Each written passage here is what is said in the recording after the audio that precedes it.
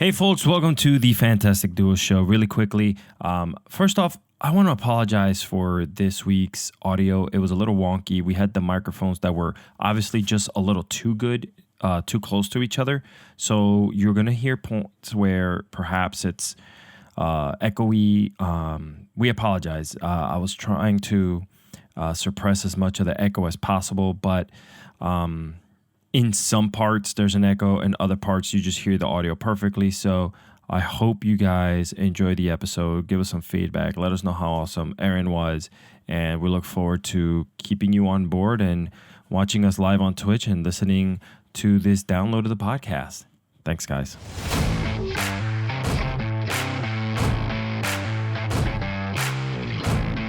What is up, everyone? Welcome back to the Fantastic Duo Show. And as you can tell, I'm sitting next to my co-host in real life. This isn't some green screen technology that we just created. Mr. Steve Cardenas. What's up, Steve? Yo, what's up, man? Look at you. Let's do the social distance high five. Oh, wait. Social distance. There we go. I went in for it. My bad. Welcome. Yeah, so if you guys notice, we are sitting side by side because I am in New York today. And if you'll notice, we don't have the normal brick wall backdrop today because we are doing this show live remote from Undiscovered, so Undiscovered Realm comic book shop. So big shout out to Chris and the guys here at Undiscovered for staying open late and letting us do this podcast remote from the store. The reason we're doing it from the store is because I will be here tomorrow. From 4 to 8 doing a signing here at this very shop. So everybody's very excited about that. So I'm sneaking into New York, doing a little signing, a little meet and greet, and then I bounce right back out because I got to go to Detroit this weekend. You know, it's crazy. I don't live that far, so it's just like as soon as you mentioned, like, let's do this he live. He just crossed the river from Jersey and came over. And So good stuff. I told him, I said, why don't we do it, guys? By the way, yeah, we do have somebody here with us too as well, don't we? Like, we have a very special guest. So this time around, not only are we doing the show side by side, but we actually have our guest in here live as well too. So very excited for this guest. I sort of discovered her because I had seen a post that she had done for Catherine Sutherland, where she had interviewed Catherine Sutherland, who we all know is the second Pink Ranger, and I thought her work was fantastic. So her dad reached out to me and said, we would like to do an interview. And I said, well, I've got this great idea. I'm going to be in New York at the same time. Why don't we all meet up together and do this whole thing like all live? So make it fun. And it'll be an interesting one. So we don't know what to expect because not only are we going to be interviewing her, but she's also going to be interviewing us as well. So actually, let's go ahead and let's introduce her right now. So ladies and gentlemen, all the way from across the table, we have the lovely and extremely talented Miss Erin Lefler. So hi, Erin, how are you? Hi. Hey. I'm doing good.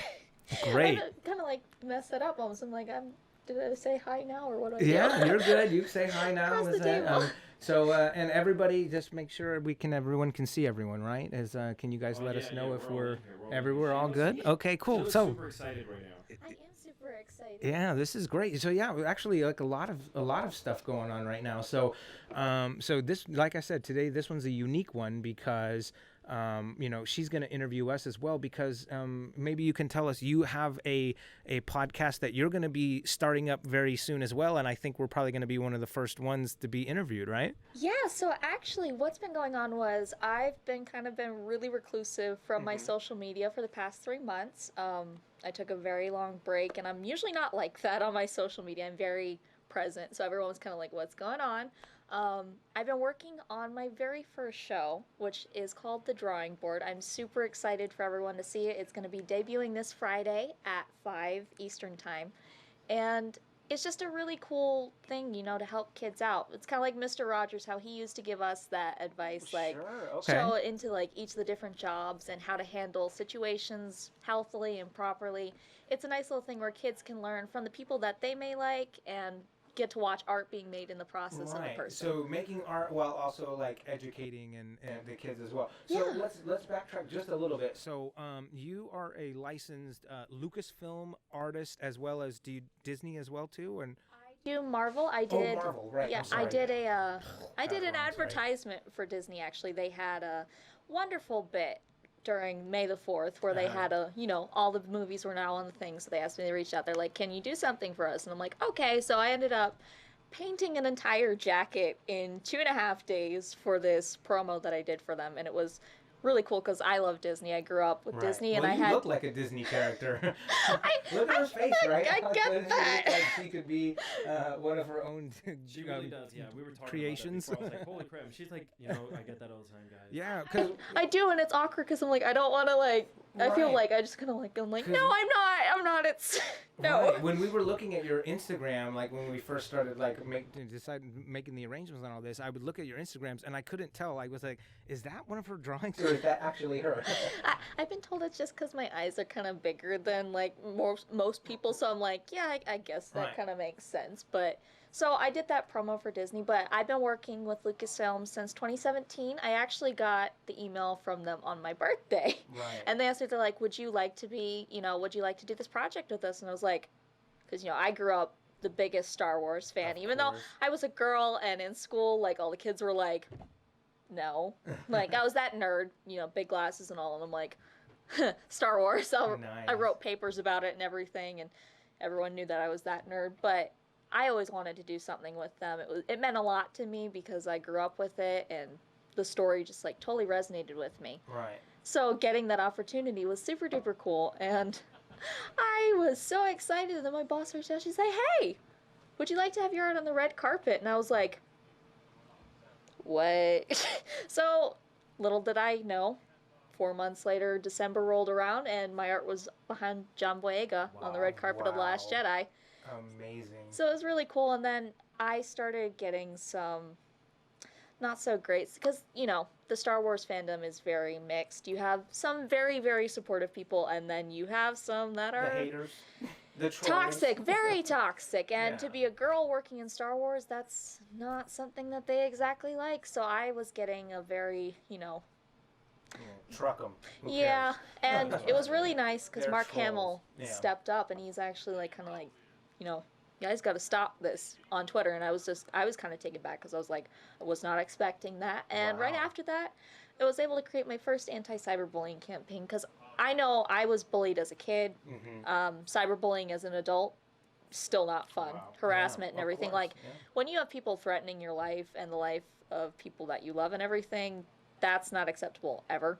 So I wanted to extend something that wasn't extended to me, to kids that may be on the internet, because I love getting to help kids and young adults in their endeavors on the internet. So I set out to make the Force Against Cyberbullying campaign, and it took up, a lot of traction. I got Mark Hamill backed it, and then James Gunn backed it, and I just had so many celebrities just kind of step up and into it, and it was super cool.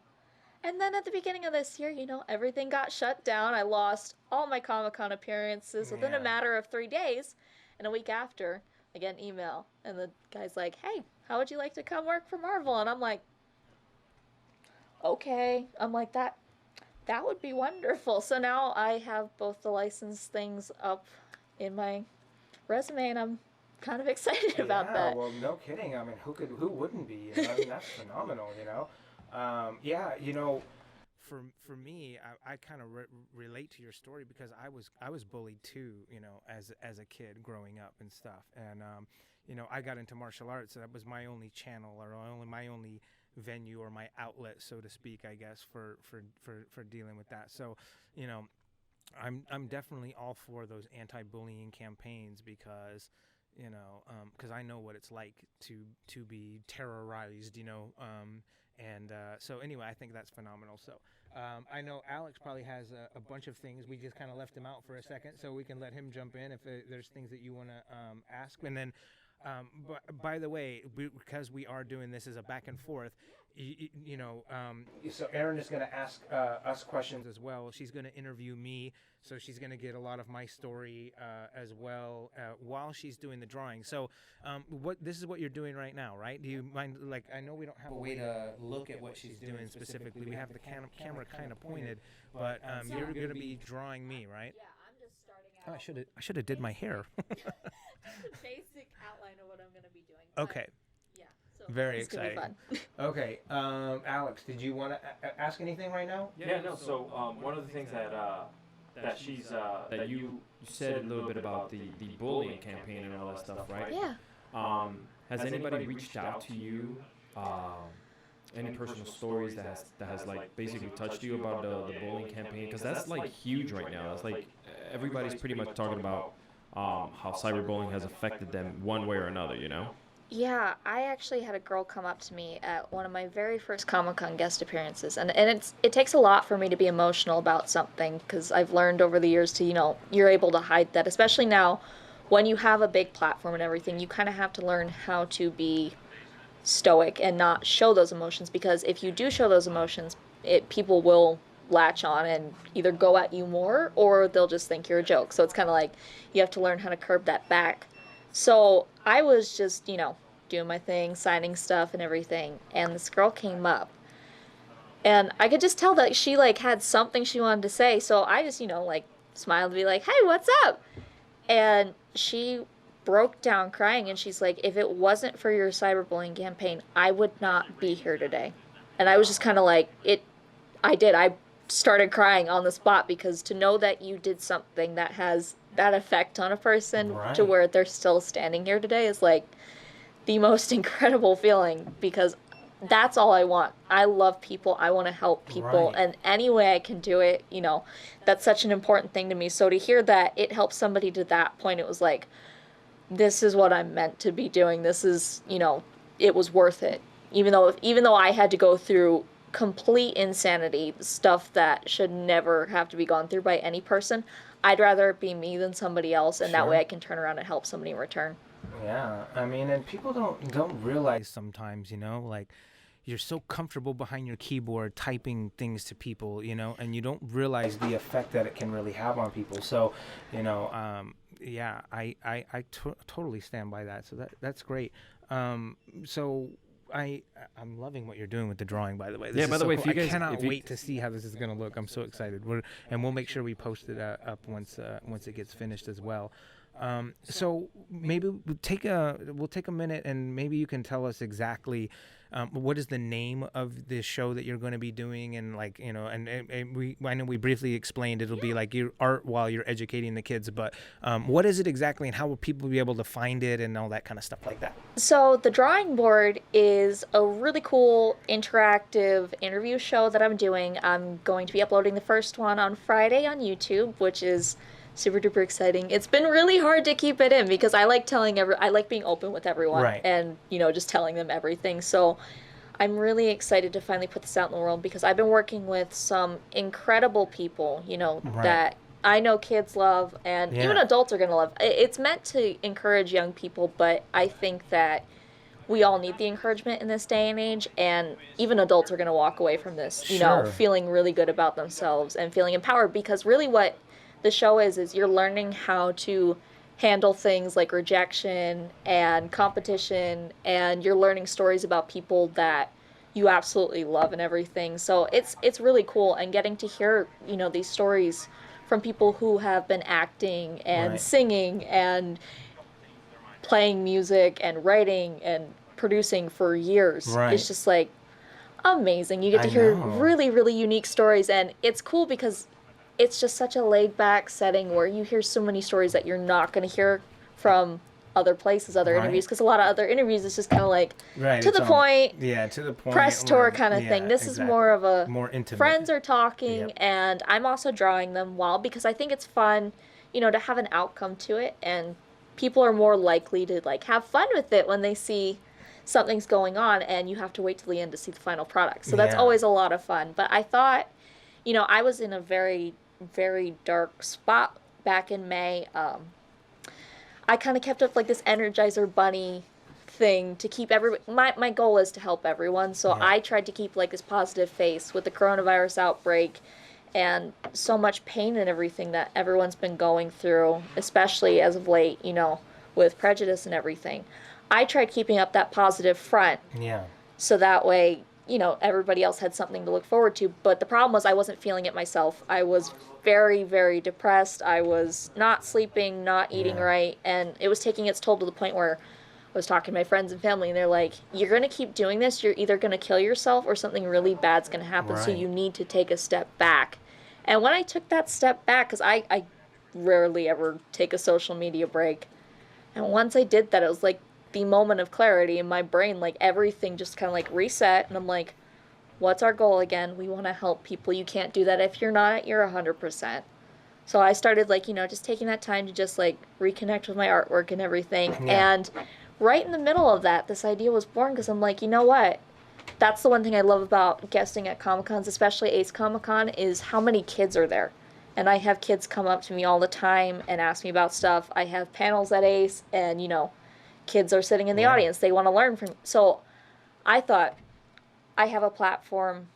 I have so many kids that follow me, and there's also adults out there who love this stuff that follow me.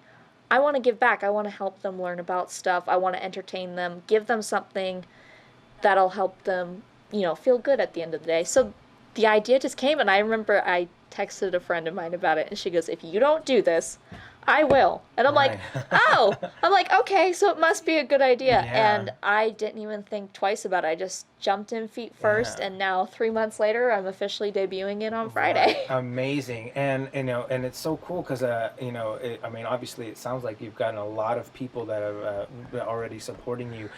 We know, like, for example, we know Catherine Sutherland is one of your guests that's going to be.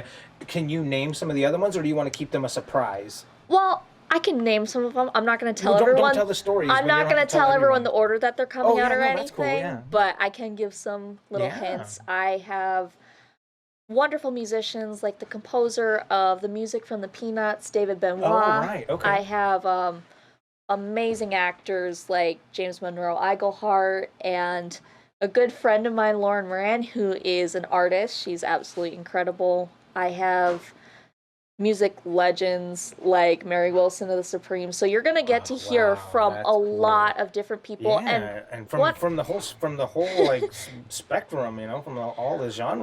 That was my thing, because a lot of shows, they only focus on one thing. They focus on the actors, and I think that every job in the entertainment industry is worth learning about. We don't all do the same things. We're not all given the same gifts. So it's kind of important that you're given the chance to learn about these other things, because we don't get to hear about them.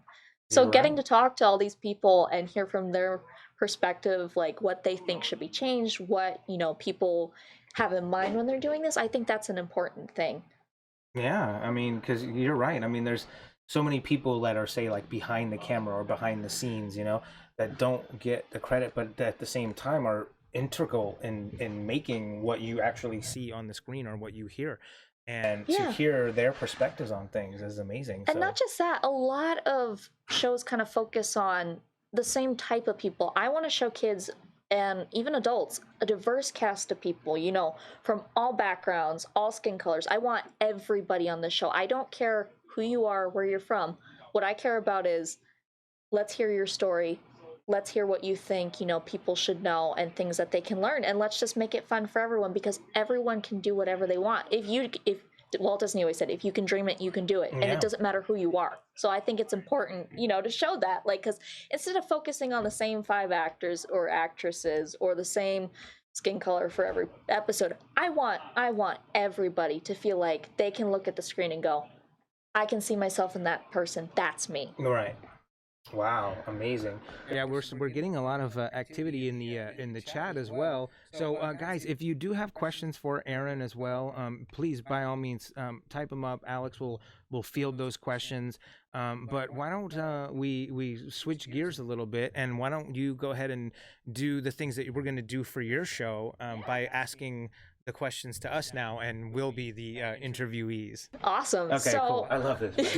I love this. This is a great switch up. So the first thing is, I really, really appreciate the fact that you guys are multifaceted, because you have done now podcasts, you go around to Comic-Cons, making appearances, you were in the Power Rangers. That's a lot of variety. That takes a lot. When did you start doing this? Okay, yeah. So obviously, when I was coming up or whatever, I didn't have any aspirations to be an actor or anything. Power Rangers was something that I sort of just stumbled into. It was like a fluke thing. I went to an open call audition, and I never thought that I'd get the part. I mean, I tried out against like 5,000 people, in a parking lot outside of a TV studio in downtown Dallas, and they were just herding us through like they do in American Idol, and I just never thought that I would get that opportunity. But for some reason, they just kept calling me back, and I kept coming back. So they flew me out to California, and then when I did get the part, we were completely like immersed into the filming part of it, and it was all on the job training and stuff. But as far as the fans went, there was no real connection with the fans because the fans were all little kids. So if we ever met fans, most of the time it was like if we went to big events and there was like thousands of them there and they were all like screaming, or if we ever did meet any of them face to face, they were very shy. So there was no connection with the fans. But only like maybe 10 years after I left the show, that's when sort of like the advent of like Facebook started coming out. I think first it was MySpace, and some fans found me on MySpace and would reach out. Then Facebook, then all the other ones started coming out. But from that is where, and then right around that same time also was when they started doing conventions. And somebody had invited me, a fan had put together what they call Power Morphicon. We hung out with all the fans, like we all stayed in the same hotel, and the convention itself was inside some hotel or ballrooms in downtown LA, and we were, this is the first time that the fans were all grown up now, and they were able to convey like to me, hey, like this was, you were an amazing part of my childhood, or I had a rough childhood and watching Power Rangers really got me through it, or those kind of things. So we were finally able to relate, to the fans. Before, we never had any connection with them because there was no social media or any way for them to talk back and forth to us except for through fan mail, which would come, in letter form through the snail mail. And if we got the chance to answer people back, it was pretty rare. But now it's like someone can comment on one of my things and I can answer them right back, and like, oh my gosh, thanks Rocky for answering me back. It's a more recent development. Only in the last 10 years have we been like really connecting with the fans.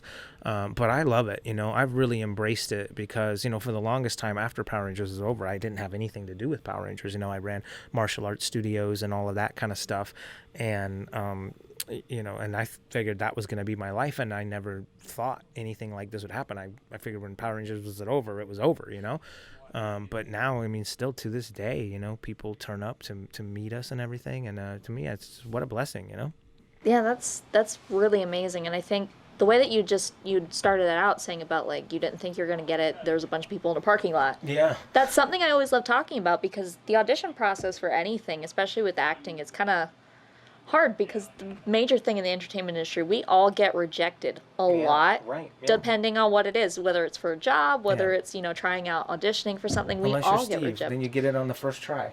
Yeah, you gotta be like Steve, and that's great. Let me just say, guys, it does not happen like that. Sorry, go ahead. But that's something I always love talking about because I feel like that's something that doesn't get talked about to kids a lot because everyone's like, oh, it's cold in Hollywood, you just have to deal with it. Yeah. But honestly, I feel like rejection can be used for stuff.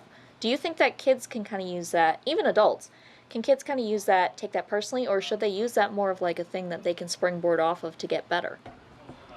Well, I think they most definitely can. I mean, I think, I can't remember, like, I think the phrase goes, I've said it before, but like failure is not fatal.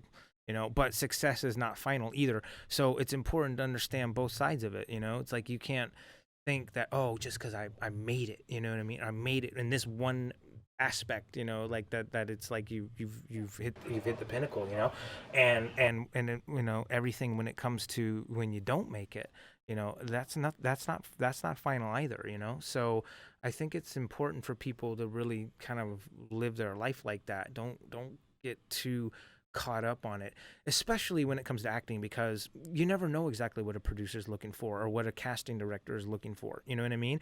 Like you might have like all the right skills and the right look or whatever, but for whatever reason, they are looking for something just a little bit different. And sometimes it's completely out of your control because they hold these auditions as a formality. They already have somebody in mind anyway, and that's who they're going with, but they have to like do this audition process to like just to see, So you never know, but don't let any of those reasons be an excuse not to give it a shot. You know what I mean? I think that's probably the best way to look at it. And definitely the thing that I always find that goes along with that, because in any job, especially within the comics and entertainment industry, there's a lot of competition because there's so many talented people that are in the industry. There's so many up and coming talents. Yeah. It's kind of like, especially with social media, that's a terrible thing about social media is that everyone gets put like they're in competition with one another. Right. And the thing with kids is I want to show kids like you don't have to always do that. So like, do you think that competition is like a good thing, or can you kind of like? No, I'm a big fan of competition. I mean, growing up in the martial arts world, like we were always, doing tournaments where we'd compete against other, schools and other people from our rank and everything like that. And, so I've always been a big advocate of competition. I think competition is healthy for a lot of reasons because it teaches you that no matter like how good you might think you are, there's always somebody out there better. And no matter what you might be striving for, sometimes things are just going to happen that are beyond your control. And if you don't allow yourself to put yourself out there in that way, then you never know what you're really going to be made of, So if you're coddled your whole life, well, guess what? At some point, those apron strings are going to be cut, and then now you're going to be exposed to this world that's very harsh, that doesn't give a crap about how you've been treated your whole life or how you've been coddled your whole life, and it's going to hit you like a truck. And if you don't prepare yourself for that, even on some level, in some way, then it's going to be devastating for you. So competition prepared me for all kinds of things. Along with that, though, what extent should competition be kind of like, do you rein it back at some point? Because I feel like that could be something that could cause. I mean, you don't want it to consume you. You don't want it to be something where it's like, I have to win everything. You know what I mean? Like that's not healthy either. But at the same time, you also don't want to cower away from things too, So you have to find that balance. And sometimes the only way to do it is to allow yourself to be in some kind of competitive anything, and not to shy away from it, and to welcome it, because all of it is a learning experience.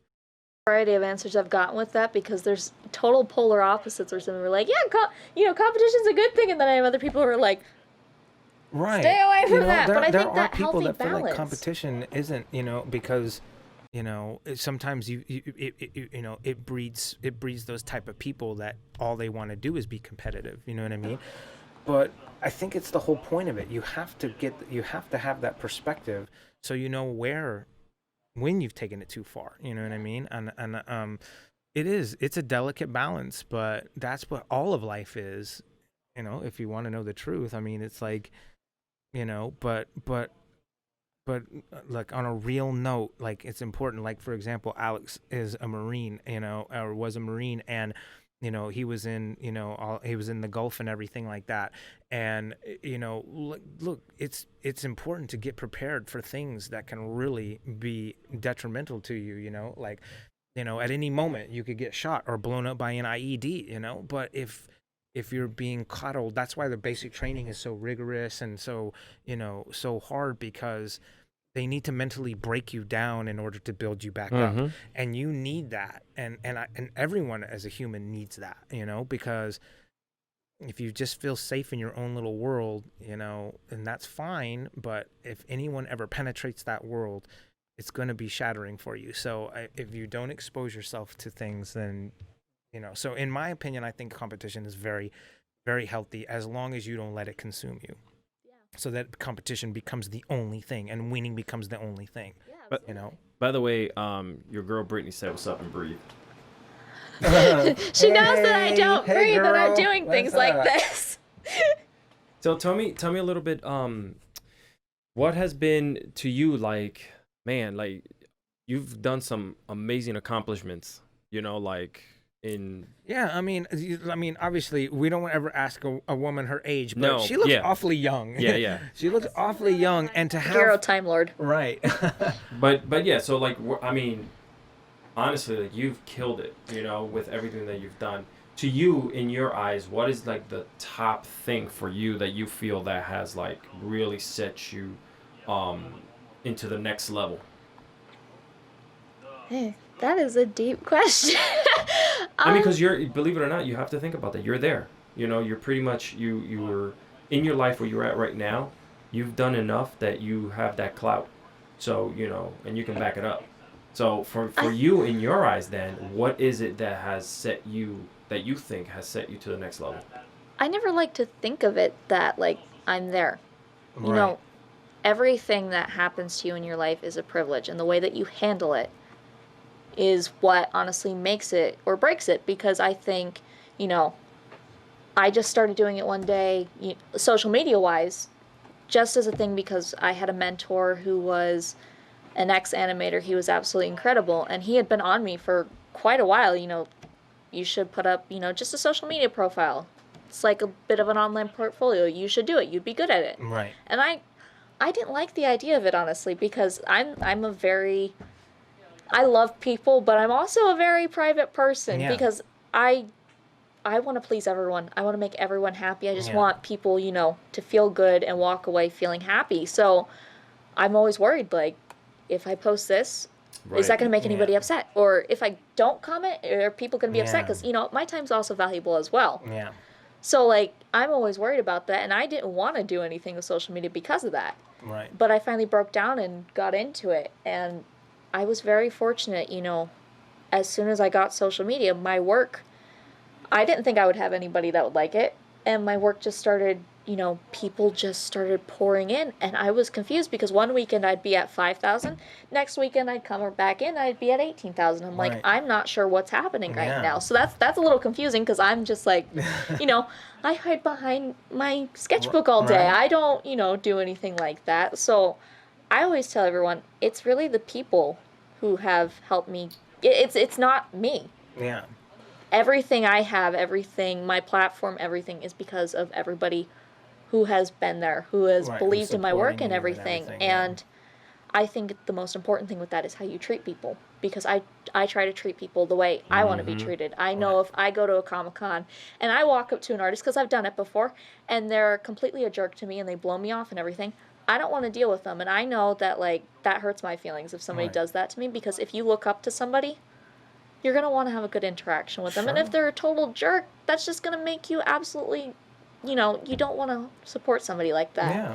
And so I just try to treat everyone the way I want to be treated and everything. And remembering that, like, all of this is a gift. Yeah. None of it, Right. you know, I don't expect any of it. So if anything good happens, Yeah. that's just a bonus. Exactly.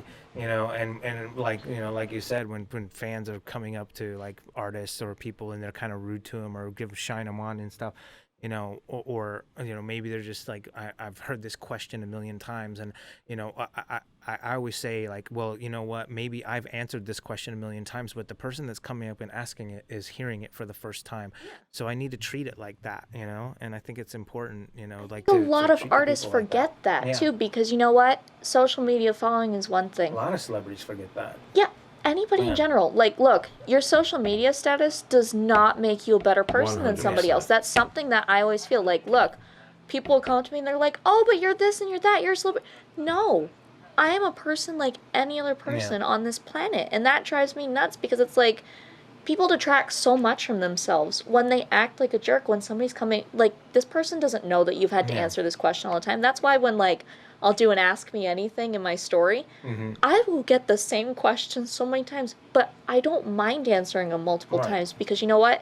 This person maybe didn't see my story that day. This Right. person maybe, Yeah. you know, maybe they're brand new to Instagram. Maybe they're brand Yeah. new to Twitter. I don't care. I'll answer it as many times as I need to because I know, like, when I started out, that would have hurt me and devastated me Oh, if, like, my sure. favorite artist, my favorite celebrity just kind of, Yeah, like, just snapped my shine head you off. on, yeah. And, you know, I've had it happen, too. So it's like, Yeah. I know I wouldn't want to be treated that way. And if it wasn't for these people following me, I wouldn't be here either. So it's kind of Right. like, you know, that if it wasn't for them, that's my whole thing. Like, I'm where I am today because people have believed in me, shown me kindness, and I just want to give that back. That's fantastic. So I know you know you say, oh, you know, you haven't made it, but you do have some, you know, some success, and that's phenomenal. But where like do you feel like you win, or like what would you like to see next, like as far as like you know, what would be like something that you didn't expect but like really cool, you know, that you would in your particular line of work? Well, I always say, like, especially with this route I'm taking now with the show and everything, this is like, I feel like this is what I'm meant to do, because not only am I able to do my artwork, Right. but I'm also able to turn around and help somebody. That's always been my life goal. If you ask anybody that knew me growing up, if you ask anybody that knows me on social media, I mean, for goodness sakes, at the beginning of COVID, I was so heartbroken hearing all these people. I immediately dropped all my commission work and everything, and I worked up a fundraiser piece. Right. And my fans were just so cool. And we were able to raise $7,000, you know, to send to get medical supplies and everything. Like, Wow. within a weekend, we got $7,000 of supplies and everything to nurses and frontline workers. And, like, that's the stuff. Like, I'll do a bunch of different fundraisers for children's hospitals and stuff, because that's the stuff I want to do. So, like, being able to, like, do this now, where it's, like, in a way, being able to help educate and, you know, show kids, like, people that look like them and everything, and hear stories and everything, I feel like I'm on the path I'm supposed to be right now. If I had to say if I wanted to do anything in particular, I'm a concept artist by trade. Like, that's what I started going to school for. So I would love to get to work on an animated film, or maybe like a comic book cover. But other than that, I'm getting to do the stuff I love right now. Well, I think you're well on your way. And I gotta say, and you know how, like, the Renaissance was the age of enlightenment, but like nowadays it's the age of entitlement. And I really sometimes tend to hate the younger generation sometimes, because of the way that they think everything should happen to them or for them, you know. And to hear somebody that's like being so selfless, you know, I really appreciate And that it's and it comes younger person. and it comes a lot from the fact that people nowadays are just like and we're getting deep here, guys, in the Fantastic Duo show, by the way. Let's get deep. I mean, No, it's all good. It bothers me sometimes when all these kids get all this stuff handed to them. You know what I mean? Like, they don't appreciate anything. You know what I mean? They don't have to work hard for everybody's anything. always looking at the fact that how many numbers do they have, how many, like they forget that, hey, listen, life's a journey, and you should just, like, you know. I always tell people, because that's a question I get asked a lot, like, how do you gain a big following? I always tell people, it's not about the number. What matters is the type of people that you're getting to follow you, because you could have 5 followers and they could be The most dedicated. they could be the most dedicated, Yeah. most amazing people. They could be heads of companies and everything, Right. and maybe other people don't know it.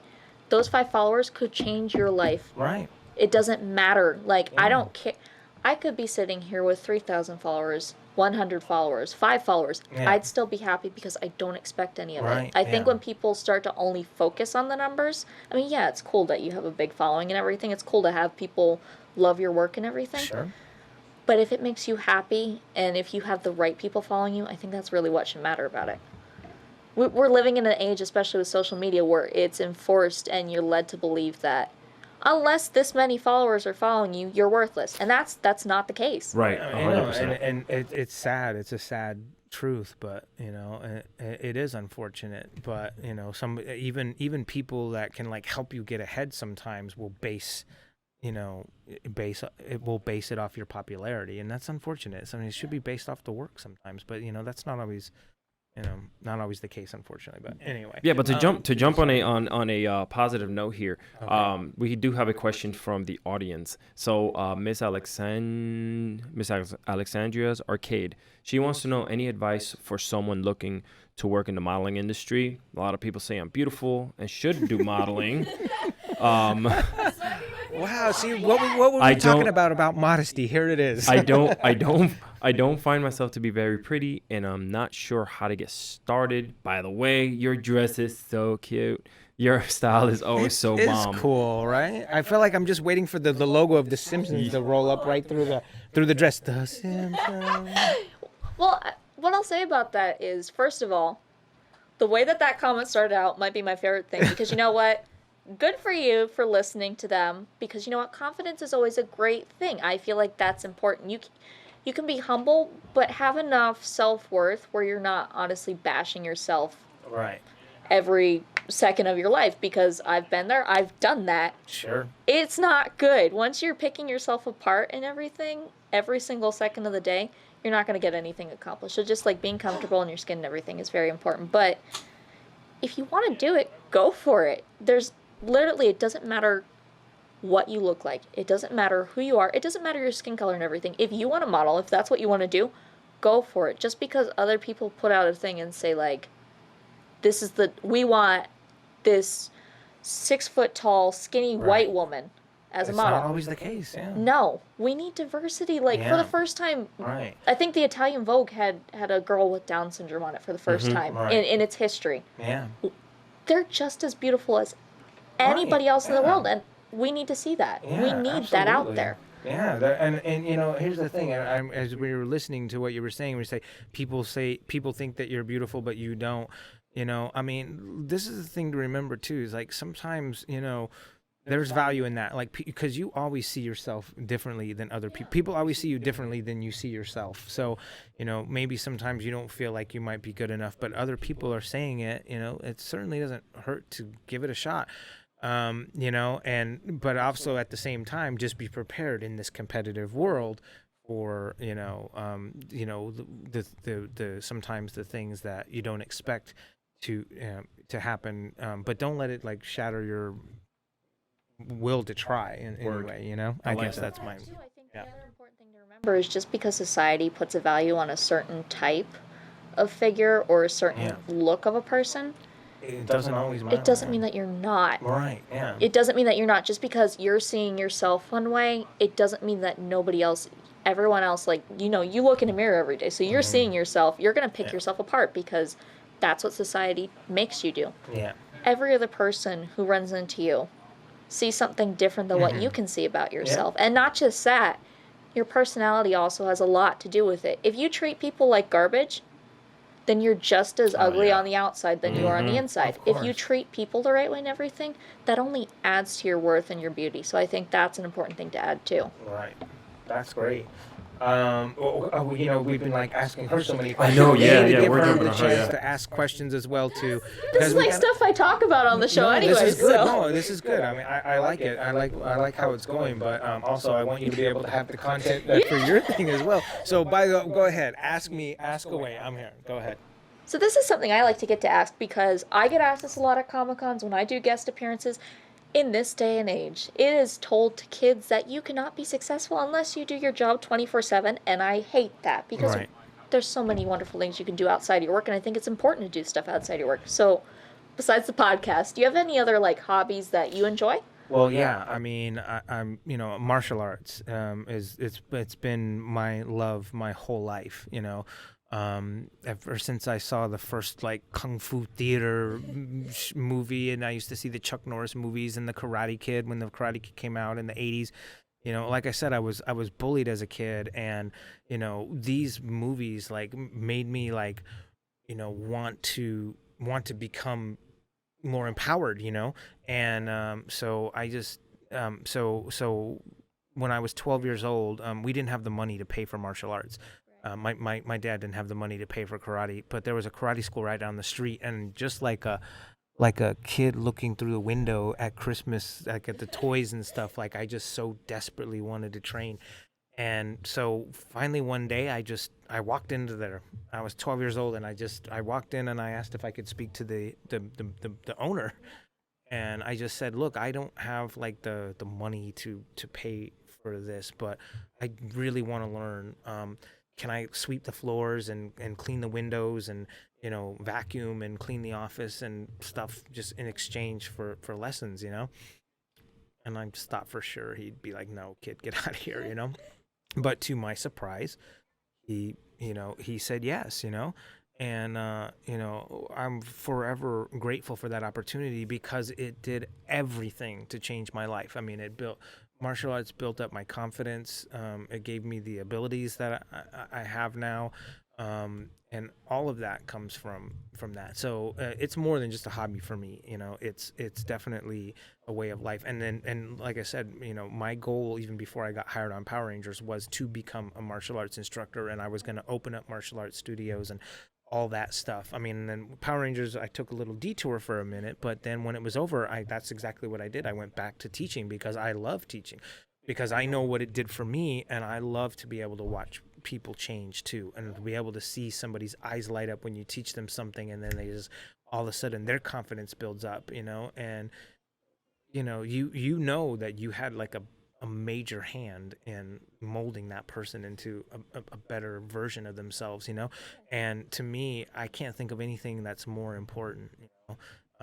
So martial arts for me, not only for myself and for my centering and all that stuff like that, but I love to pass my knowledge on to people, because you know it's nice when somebody like actually hears you. You know what I mean? Because a lot of people, you're talking and a lot of people listen, but when somebody actually hears what you say, they take it to heart, they start applying it, and you see them improve and you see their skill get better, and to watch that unfold is to me one of the most amazing things. So I just have a big love for teaching martial arts, and always have. Amazing. Mhm. And I think that's something that I rarely ever get somebody that says stuff about sports. I hear a lot of like, oh, I bake, or, Right. I go for a walk, and those are great too, because I think, finding a way to detach yourself from your work, even if you love it, Yeah. it's only going to make your work better because you're not focusing it all the time. Right. You'll experience burnout if you focus on stuff all the time. Right. Yeah, and I think that's actually probably one of my downfalls. I don't have a lot of other hobbies, you know what I mean? Like, I don't watch sports, I don't really follow, other things, so if I'm not out at events and entertaining, then I'm teaching, and if I'm not doing any of those things, then I'm a little selfish, and I'm just kind of like time for me to like catch up on my shows or whatever, but I'm a bit of a homebody. So when COVID hit in the beginning, it was kind of cool. I'm like, oh, cool. Put my feet up. I'm going to catch up on all my shows. But after like 3-4 months, I'm like, oh my God, I'm watching like these garbage movies because there's nothing else on and nothing to do. So it's been hard for me because, like I said, I do love teaching and stuff, but now I haven't been able to train for months because it can't be, all the martial arts studios are shut down, and that's like really, hard to do. So, you know, it's been hard, like not being able to do that one thing that I love doing. But I know it'll come back, and it's something that's always going to stay with me. It's not like that desire is going to go away. So when the timing's right, I will definitely be teaching again. So That's awesome. And I think that's a really cool hobby to have. Teaching is a great yeah, thing to right. be able to do. Yeah, well, I mean, what else do we do things for if we can't pass it on? Yeah, exactly. Anything else you want to ask Yeah, us? Erin, Ugh. we jumped on your Yeah. on you This early is with all the your questions. time right yeah. now to ask us Yay, questions. I get the floor for this one. And by the way, just so y'all know, like, I mean, maybe it's hard to see in the chat as you're watching, but she is doing an amazing job with this drawing. kind of like just looking out of black the out corner. and let it take over. I don't know what's going on. Right, The adrenaline's it's, just doing its thing. It's very cool. I can't wait to see the finished product. I mean, I'm watching her do it piece by piece by piece, and it looks so cool. Process. It's a yeah. fun process. So something I love getting to talk about on the show, Mhm. because it's something that, everyone thinks once you've reached a point, you're done. There's nothing else you can do. We all still have dreams for when you get to certain places. It doesn't matter if you like reached what metaphorically people call the top. If Yeah. you're it, there's still things we want to do and everything. So is there something for you that like you haven't gotten a chance to do yet, or there's somebody you want to work with that you haven't had the chance to yet? Oh man. Well, I mean, there's tons of people that I mean, there's tons of things I would like to do more stuff with film. Like I feel sometimes a little bit pigeonholed in the Power Ranger thing, you know what I mean? And partly it's my doing, because after Power Rangers is over, I went into the martial arts teaching and stuff, and sort of kind of fell off the radar in a sense, as far as like doing other acting things. And so now, as I'm coming back into the entertainment world, it's as the role of the Power Ranger, and I'm coming around and meeting fans at Comic Cons and stuff. So, I think it's very difficult for people to see me outside of that role in any way. And so I would like to do more stuff with that. But I'm also like the guy that is not really, doesn't have extreme amount of time or a huge desire to go back into the audition scenes. You know what I mean? So, it would be cool if to get offered some roles to do some other types of things. I did get the opportunity to do that with a movie where I played a completely different character that was nothing to do with Rocky at all, and it was like, he was a guy who smoked cigarettes and carried a machine gun as he hunted a creature through the woods and stuff, and he cursed and he was a jerk and all that. That's a fun kind of thing. I'd like to do more of that kind of stuff. And going around to the Comic Cons, I've been able to meet like so many like amazing actors, and I'd be like, man, I would like to do some work with this person. Now, I can't, off the top of my head, I can't think of like who specifically, but I've made some really good friendships. I've built some really good relationships with some people, and I'm just hoping one day maybe one of them will reach out and be like, hey, bud, you want to do something with us? I'll be like, that'd be amazing. So I'm putting it out there, Twitch universe, the universe completely. Any of my actor friends that might be listening, I'm down to do some shit. Okay. Common consensus, because any of the actors or actresses or in between that I've talked to, everyone always says the same thing. They're like, I don't have time for the audition scene. That's just ugly. Yeah. Quite frankly, it sounds terrifying. Yeah. It is. I mean, there's that side of it, but sometimes for me, it really does just come down to the time. I'd rather just kind of like, say, okay, look, you've seen the work that I can do, find a role based off that you could use me in your movie. And I don't need to be the lead. I'm not looking to be, I'm more of a character kind of guy, or like a supporting guy, I don't want to be like, so, there's something you could throw me in, but anyway, so I don't know. I would like to be able to do a little bit more of that, but those opportunities will present themselves, but right now nobody's working really. So I just have to wait for that to open back up before I can start exploring more of that. But, but that's a good question. Nobody ever really asks me what else I'd like to do. They just assume I'm just the Power Ranger and that's all I ever am. That's the thing. I feel like so many interviews and everything, because a lot of kids nowadays and young adults, they just look stuff up on YouTube. If there's an actor or actress out there that they like, if there's a band member of a certain group that they like, they YouTube everything. Yeah. But all the interviews ask the same questions, and I feel like that's something, you get to a little bit of a thing where it's like, oh, this is boring. Let me give you my rehearsed answer. Right. I think there's so many extra things that people should know, and like stuff that we could learn if we ask the right questions. Yeah. So like, I like getting to ask these questions, because a lot of times I do get the response like, oh, no one's asked me that before. And I'm like, that's the point. Yeah.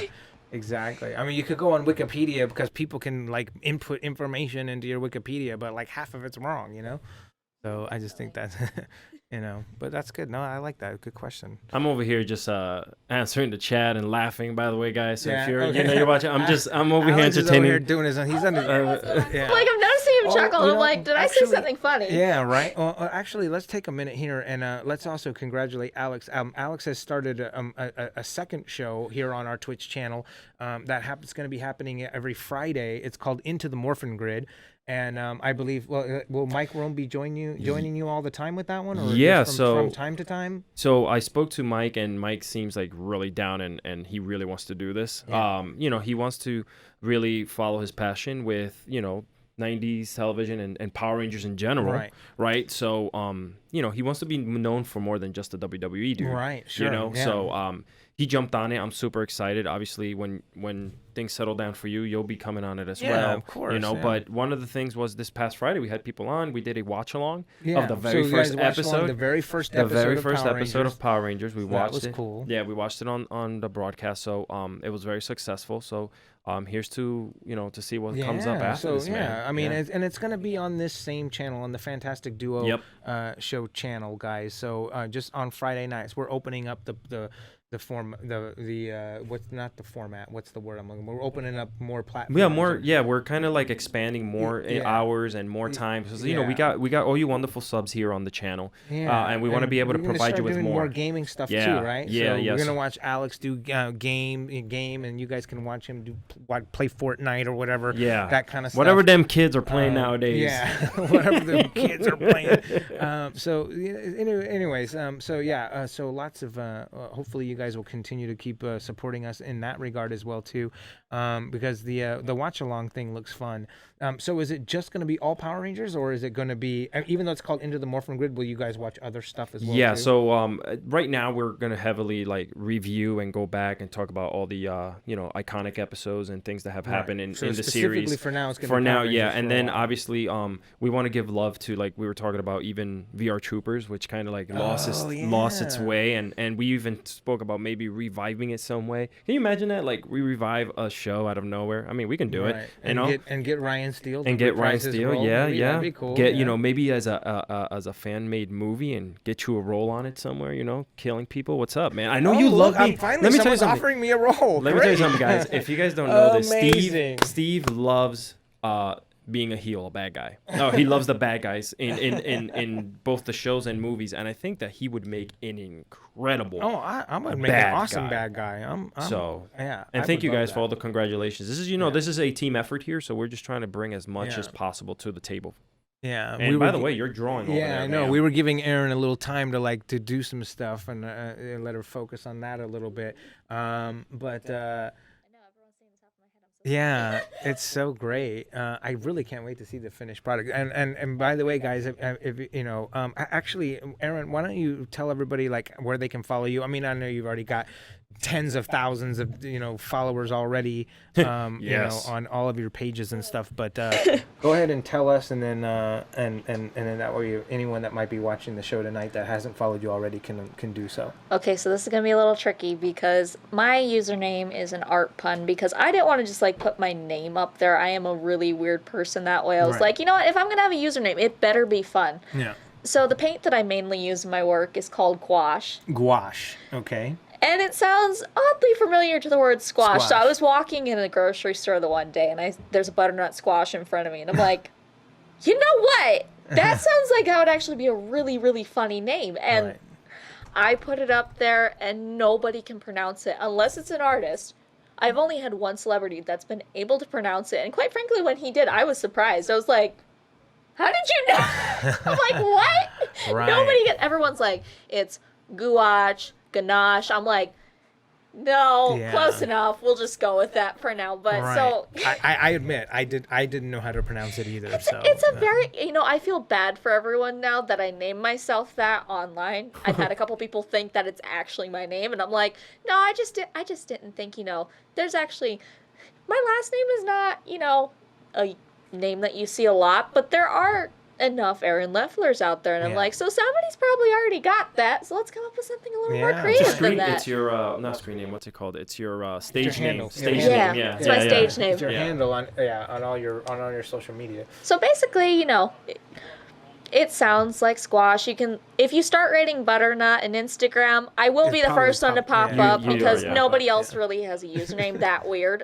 Right. Same goes on Twitter and TikTok and Tumblr because love it. I decided to go with something really, really odd for a Nice. username. But it was Hey, fun. Good. That's cool. I mean, in a way, it just makes you stand out even more, which is I think I will is say the amazing. fun thing is the friends that I have made in the industry and the fellow artists that follow me, they all get a good chuckle out of it because they know how to pronounce it. They're like, I had to double take and start laughing when I realized why you named yourself that. I'm like, I love puns, so just to be Yeah. able to like make my name a pun, and it's like an inside joke with all the other artists when they Right. realize it. They're like, oh, I got that. It's like, It's very clever. Very. I got clever. another question that just came in, and they want to know, Erin, if you could animate a film, who would you want to voice your characters? Well, first of all, what does that mean specifically? Is this a Like, film if I'd that made- already exists? Is it a genre that already exists, or a canon that already exists, or is it just something made up from scratch? question because if it was like a specific movie, there's a couple things that I'd like to work on. If Okay. it was making my own film, I have had like so many different, that's the fun thing about, I always tell everyone, I was always very much inside my head as a kid. I had a really wild imagination. That was kind of my thing. Like, everyone was off doing their thing, playing with the other kids and everything. If I wasn't around adults, I was by myself. Yeah. That's what I did. Like, I was that nerd who was just like, I'd rather engage in conversation with adults or be by myself and not deal with anyone else. So when I was by myself, I would come up with stories. I'd create these worlds. I would make like entire houses and stuff out of paper and tape. Like, that was my thing. Like, I could just story tell with really random objects. So, like, I've always got ideas in my brain that I would like to do. The problem is, the industry right now is very set in its ways. It's the same storylines. It's Right. sequels. It's Yeah. new stories aren't getting the light of day. Right. And while I would love to put them out there, I just don't think, Yeah. maybe they're not ready for it yet. Right, There's a right. lot of things I'd love to do, but Yeah. Well, we know about remakes and reboots. We Yeah, had a yeah, we talk specific about that all Steve the time. Rants episode, But, so no, okay, but set that aside for a second. Then, if it's something that you can't make that create from your own, if you were offered or what would be like one that you would really like to do? Obviously, maybe like Star Wars, like some of the.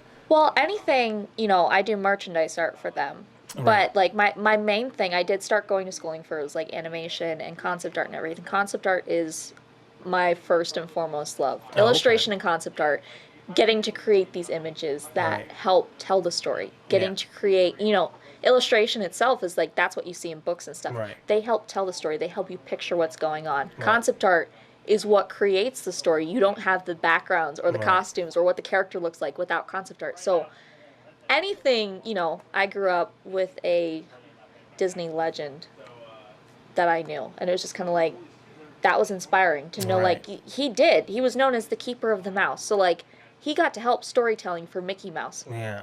I grew up with a really big Disney influence. My parents got married at Disney, for goodness sakes. Right. My grandpa Yeah. worked at Disney, my uncle worked at Disney, so it's like I grew up with that. Yeah. There was Disney movies on all the time in my house. I'm a movie buff. I prefer movies over TV, so I'm constantly watching movies and everything.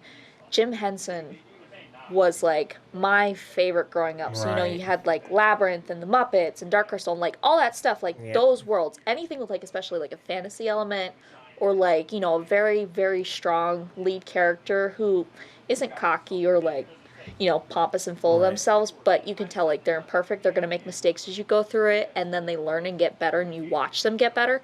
Anything to do with that, I loved, because that was the thing. Labyrinth is one of my favorite films for that reason. You Yeah. watch Sarah go through this whole thing of she's this whiny 15-year-old girl, and you watch her ultimately throughout the entire movie Right. just completely change character. She Right. gets better, she grows Somebody up gets and thrust becomes into something and and she has to learn more about this is not the way that you handle things and everything. So films like that, if they did anything if Henson Studios decided all of a sudden to do an animated Labyrinth thing, because I know they're coming out with a Right. second movie to it. If they decided to do anything with that, I'd love to work on that. I know Wow. Netflix has the Dark Crystal series. If they wanted to do anything animation-wise with that, I'd love to do that. And just anything Disney in general, because Right. Yeah. Disney holds the most soft spot in my heart, purely for the way that I grew up and Yeah. how important it was in my family and everything. Right. Of course. That's just always something I'd love to get to do. Yeah, wow. That's cool.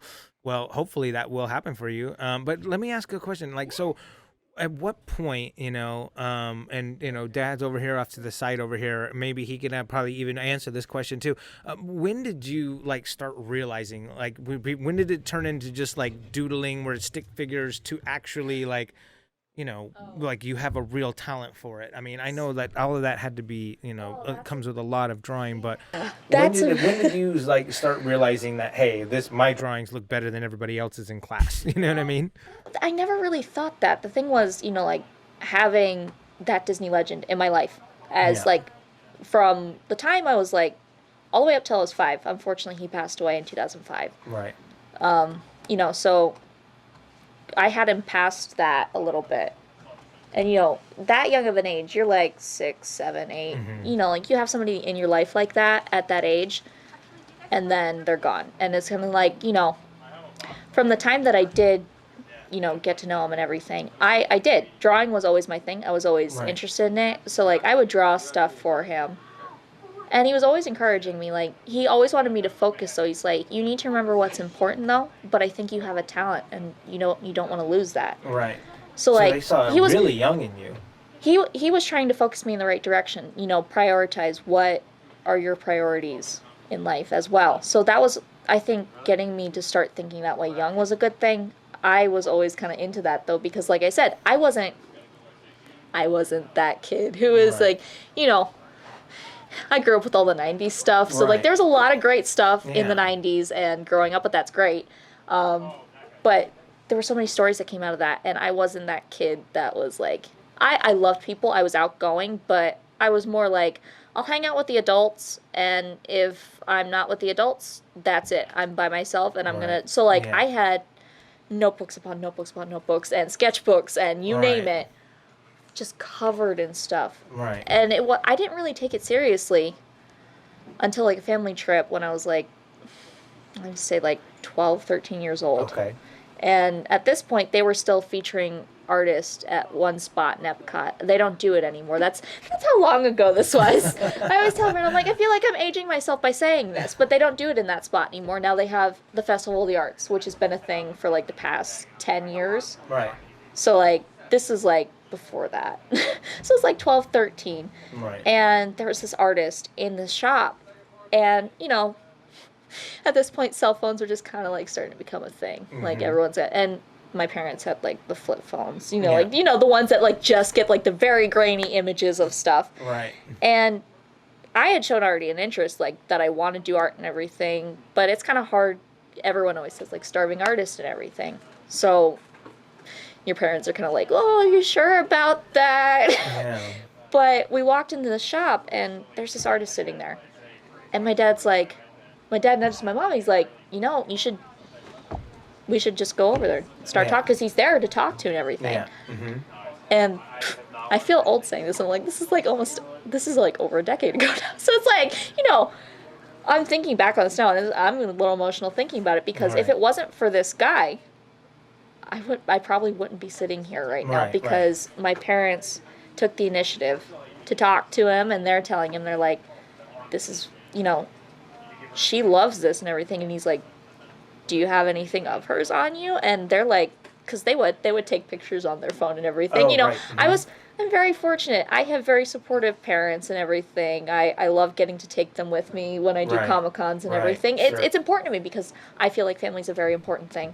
And I feel like everyone out there should know that about me. I love my family. Right. They're my whole world. So it's like, they've always been there. They've always had my back. So my parents were always very, very proud of me, no matter what I did. And they were taking pictures and stuff and everything, because I was drawing Disney characters. I was drawing my own worlds and everything. And I guess they thought it was cute at the time, because that's what they were taking pictures of. So they showed him this. They showed him to this artist. They showed this really grainy old flip phone photo of it. You know, the first flip phones with the cameras and everything. It was bad. Yeah. So it's not good. And he's sitting there.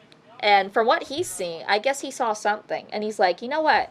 Come sit here. I want you to test out my tools, and I want to see what you can do. Right. And, you know, it's my first time with, like, legit art tools and everything. And I'm looking at it, and I'm like, oh, goodness. Like, what do I do? Because I'm used to just, like, a number 2 pencil and a notebook. I'm not used to. So I'm trying to do my thing with this. And he's just kind of standing there, and I'm still this way. I'm trying to get better at it. You know, people over your shoulder. There's pressure at that. So I'm like...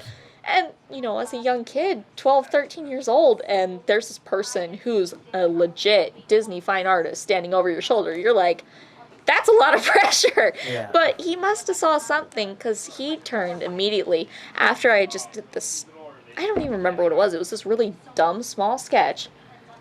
And he turned over to my parents and he goes, you need to get on this now. You need to go get her the right tools. You need to go get her into schooling, because she could be better than me. She could be my boss one day. Right. And I was just kind of like, you know, you're not taking it seriously at that age. But as soon as I heard that, you know, like that's a little daunting, first of all, that somebody's saying that you could be like better than they are. Right. But it's also kind of like, you want to just joke and laugh about it, because like, oh, no, he's just saying that because you're, you know, I was extremely short at that age as well. So like, oh, they just think you're a cute kid. That's why he's saying it. But he looked at my parents, he's like, no, I seriously mean it. He had done artwork, you know, for their galleries and everything. He had done artwork for the maps and everything. And he's like... Are you talking about Jimmy Mulligan? You know, or what's his name? The guy who's like a... You know who I'm talking about, right? No, I can't... His name is not... Oh, okay. Okay. Well, this is what I'm talking about, that I'm like, I've got the brain of an 80-year-old, because I can't remember. So it's like, I was telling him this.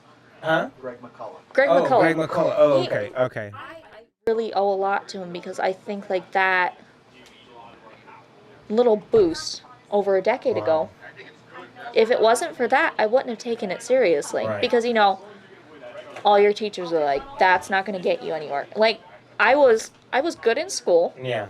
I was honor roll student left and right. I was supposed to be in like all the advanced classes and everything like that. That was my thing. Like, I could read at a high school level, like a 12th grade level, when I was 10. So it was like, that was stuff like they thought like, oh, you're going to be like a scientist or you're going to be like a mathematician or something like that. But the keeping stuff in boxes and everything, staying in that same little box, that was never for me. And I just, I would finish my work early. I sat by myself at lunch and I would draw. Right. And that was my thing. Wow. And I just kind of knew, like, that's something I want to do. And nobody would kind of, like, take that seriously. But after that moment where he's like, no, you need to get her this stuff. This is what, she can do something with this.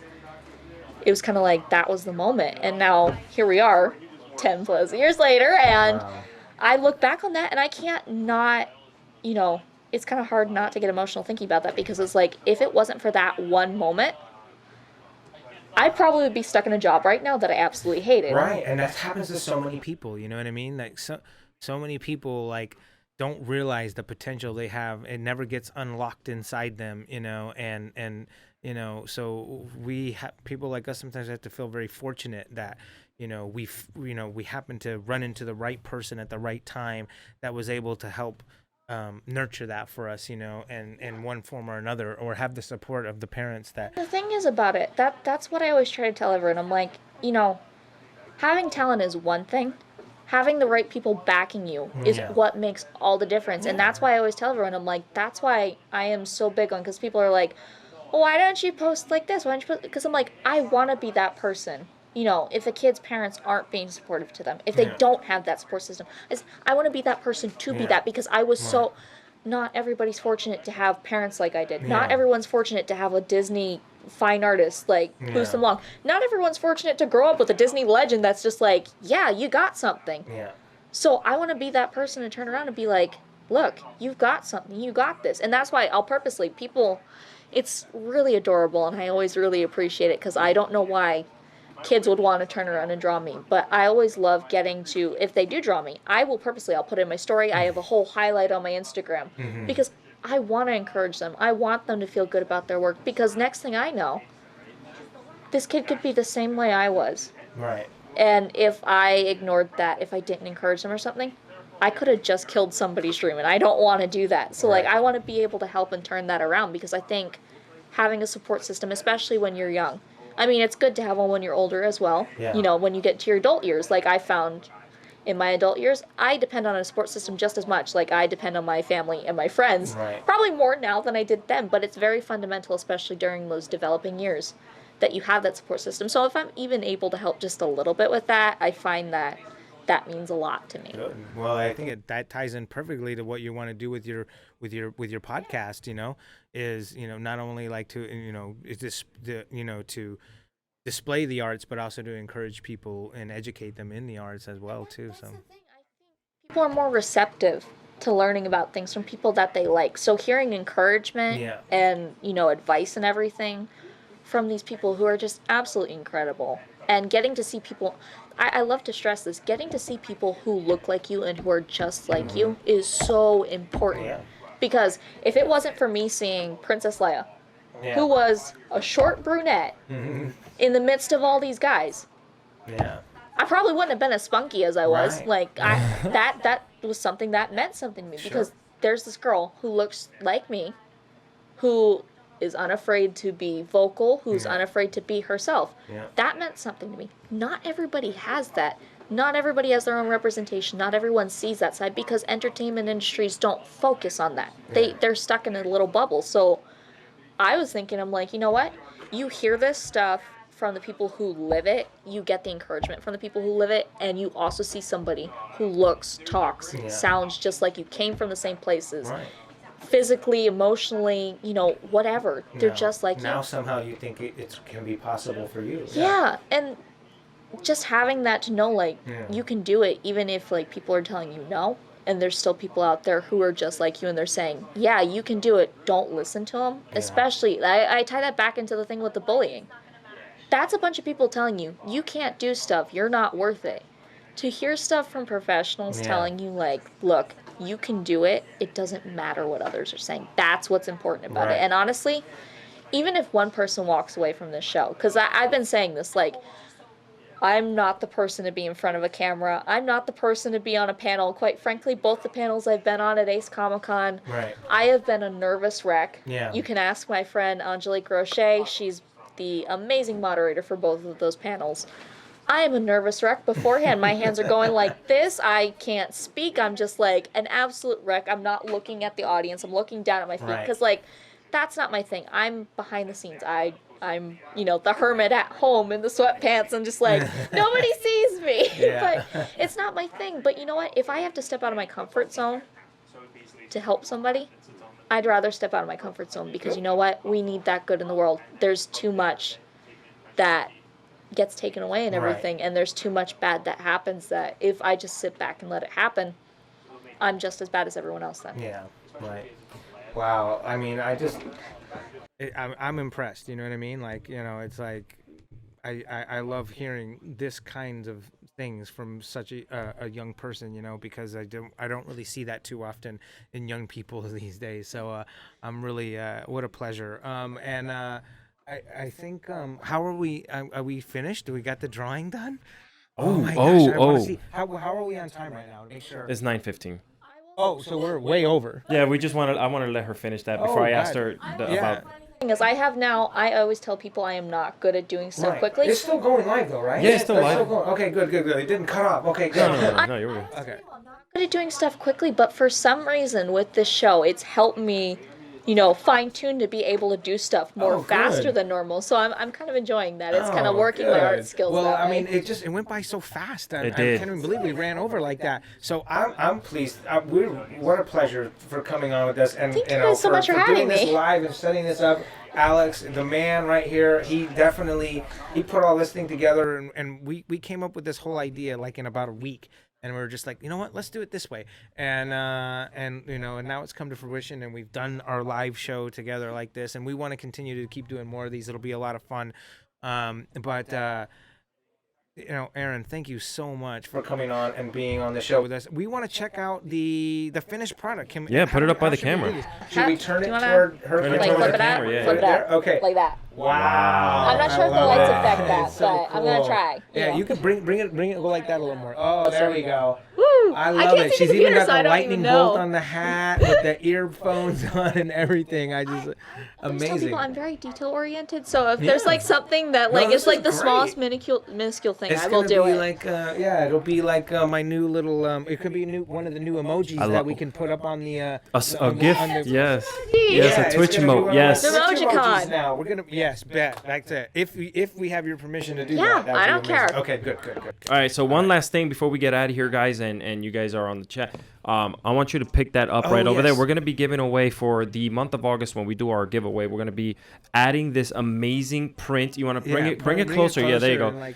You guys check. Lower it down. There you go. There you go. Look at this thing, guys. This was hand drawn by her. And like curve it a little bit so we can take some of the glare away. There you go. Okay, Oh, perfect. Yeah. That is amazing. I can't see the camera, so No, I we got gotta do it. So we're gonna be giving this away along with Boom Studios book, a signed autograph card by Steve. So like, get ready. This is gonna be coming to a lucky subscriber. One lucky winner's gonna get this artwork here from Erin. Amazing. Like, you're so talented and so smart and sweet and nice and everything. So we really appreciate you coming on, and we didn't mind going way over because it was totally worth it.